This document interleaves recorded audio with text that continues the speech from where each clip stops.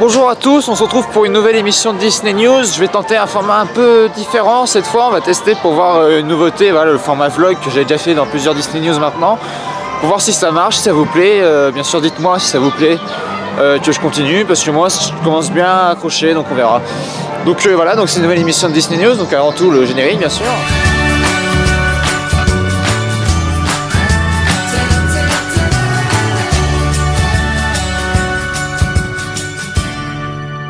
Pour commencer ce Disney News, vous l'aurez peut-être compris si vous en écoutez la musique derrière moi et si vous voyez un petit peu le décor qu'il y a derrière moi, on est à Frontierland. Et alors rien de particulier, pas grand chose de nouveauté même pour Phantom Manor, mais par contre petite nouveauté depuis quelques jours maintenant, Frontierland est ouvert au moment de Magie en Plus. Donc il y avait déjà Discoveryland, Fantasyland et le studio qui était ouvert. Et désormais on a Frontierland qui est ouvert aussi. Donc alors vu que Phantom Manor est fermé, il n'y a que le Molly Brown est ouvert, ce qui est assez surprenant parce que souvent lui il n'est pas ouvert très longtemps. Et il y a même Big Thunder Mountain qui est ouvert. Donc c'est une très très bonne nouvelle. Voilà, si vous voulez pas faire la queue à 10 h ou si vous voulez pas faire des heures d'attente, bah, vous pouvez dès les heures de Magie en Plus venir. Et bah, je pense que le temps n'excède pas 10 minutes quoi. Donc voilà, c'est une très bonne nouvelle et encore plus d'offres déjà qu'il y en avait déjà dans les moments de Magie en Plus.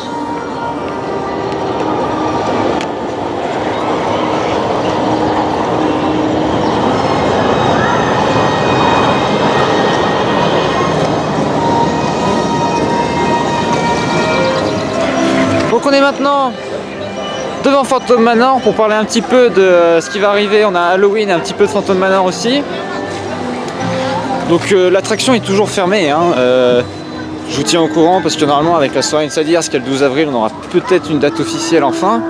Mais ce qui a été aperçu, c'est des cast members en tenue, alors tenue de travail avec casque quand même au cas où. Mais donc des cast members ont été aperçus rentrer dans l'attraction et donc normalement faire des tests opérationnels sur l'attraction. Donc on se rapproche vraiment là de la réouverture, ça y est. Et autre chose qui n'est pas en rapport avec Phantom Manor directement, mais j'avais pas d'autre lieu pour filmer ce dont je vais parler, c'est pour Halloween. Donc vous êtes peut-être déjà en courant parce que j'ai un petit peu de retard, mais il y aura bien 2 soirées Halloween cette année, une le samedi 26 octobre et une du coup le mercredi 31 octobre, bien sûr le jour d'Halloween.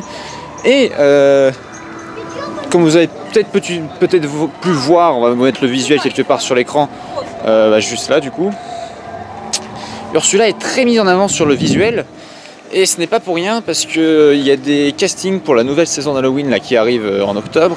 Il y a des castings pour Ursula justement, pour jouer Ursula, donc pour des personnages qui pourraient chanter et danser probablement pour un nouveau spectacle. Quand on a de voir ça, Ursula ça fait un petit moment qu'on l'a pas vu dans le parc sauf à la soirée, donc ça peut être bien sympa. On aura encore un gros Halloween cette année, ça va être chouette et on se rapproche vraiment de la réouverture de Phantom Manor là, ça sent bon.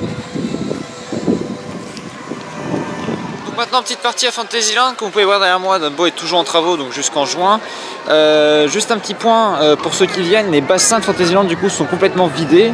Alors en plus il faut les rénover un peu de temps en temps, mais en plus avec Dumbo c'est complètement vidé, donc si vous venez, ce sera pas super beau à voir, je vous montre.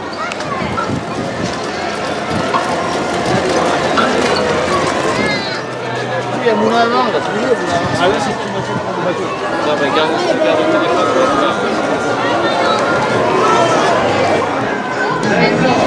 Non, j'écris mes mémoires. D'accord, c'est bien.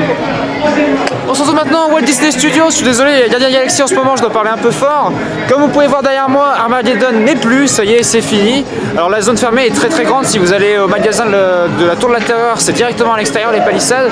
Et donc ça entoure, bah, vous allez voir après, on va filmer parce qu'il y a d'autres petits dessins comme derrière moi. Donc toute la zone est fermée, ça y est. Je vais vous montrer, il y a déjà des machines de chantier qui sont déjà arrivées. Ils n'ont pas perdu de temps, directement les travaux commencent. Donc alors Armageddon, c'est pas confirmé, je pense que ça sera confirmé le 12 avril. Devrait peut-être être rasé pour construire une nouvelle attraction, ce qui est fort probable. Donc on a hâte de voir ce que ça va donner. Mais en tout cas voilà, jusqu'en 2021 ça sera ça, voire même pire, parce que normalement le reste de Backlot sera fermé après d'ici septembre.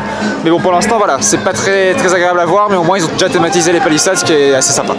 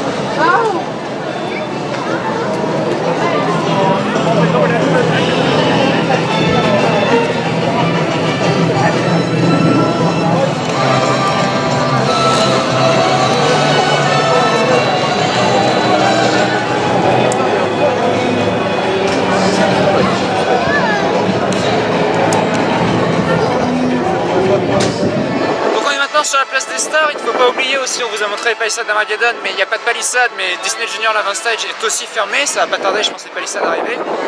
Si on est devant Iron Man, c'est pour une raison très simple. Avengers Endgame sort le 23 avril en France, 26 aux États-Unis, 25 pardon.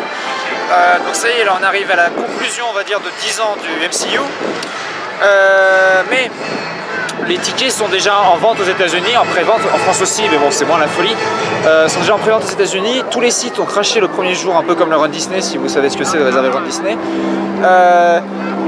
Au niveau de tickets, là, pour l'instant, ils ont vendu 3 fois plus qu'Infinity War, qui était déjà le record du nombre de tickets vendus en pré-vente. Donc ça va être monstrueux le premier week-end au niveau des recettes du box-office. Je pense que la suite aussi, mais bon, ça faudra voir. Il y a même des tickets sur eBay qui se vendent entre 2500 $ jusqu'à 10 000 $. Certains les revendent et ils sont achetés hein, parce que c'est Avengers Endgame et que les gens veulent absolument le voir. Donc ça vous montre un petit peu le phénomène qu'on est en train de vivre et à quel point ça va être monstrueux quand le film va sortir. Donc voilà, donc rendez-vous dans moins de 3 semaines pour découvrir ce film. On a vraiment hâte, ça y est, c'est l'apothéose du MCU. On verra ça dans 3 semaines.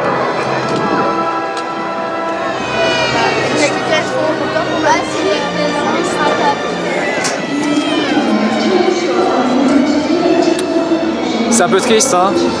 Ça y est, Art Animation, c'était fermé, j'avais pas Palissade, on vous a déjà montré, mais là ça y est, les échafaudages ont commencé à grimper comme à Cars. Bon, la rénovation de façade, ils vont sûrement enlever le nom. C'est un peu triste à voir. Il rouvre en novembre normalement. Alors il y a des rumeurs, on sait pas encore ce que ça va devenir, mais apparemment ils auraient déjà fait des castings pour Elsa et Anna, jouer des personnages de Frozen. Apparemment ça serait dans ce bâtiment, comme une attraction qui est aux États-Unis qui s'appelle Enchanted Story Tales with Belle. C'est Belle, il y a une rencontre interactive avec l'histoire, tout ça. Apparemment ça serait ce qu'il ferait là, la Reine des Neiges, parce qu'effectivement il y a la saison Marvel, la saison Star Wars, et là il y aurait la Reine des Neiges pour prévoir du coup l'extension, déjà donner un avant-goût de ce qu'on aura. En tout cas on verra, normalement ça rouvre pour la saison de Noël, ça serait pile au moment de la sortie de la Reine des Neiges 2, donc c'est fort probable. Bon, on a du temps avant que ça rouvre, apparemment ils ont déjà commencé les travaux, donc ça va être ça va être des gros travaux je pense. Voilà. Et d'ailleurs, juste derrière moi, on va juste tourner la caméra, le studio 1, ça y est, la façade est complètement réapparue quasiment. C'est très très beau hein, ce qu'ils ont fait, il est tout neuf, tout beau, ça fait plaisir de revoir le studio 1 dans cet état-là.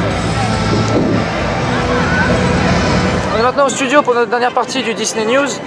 Avant de passer sur du Marvel encore une fois, j'aimerais juste dire que félicitations au groupe qui a créé la publicité, vous l'avez tous sûrement vu, le petit canard qui va à Disneyland, tout le monde l'a vu cette publicité.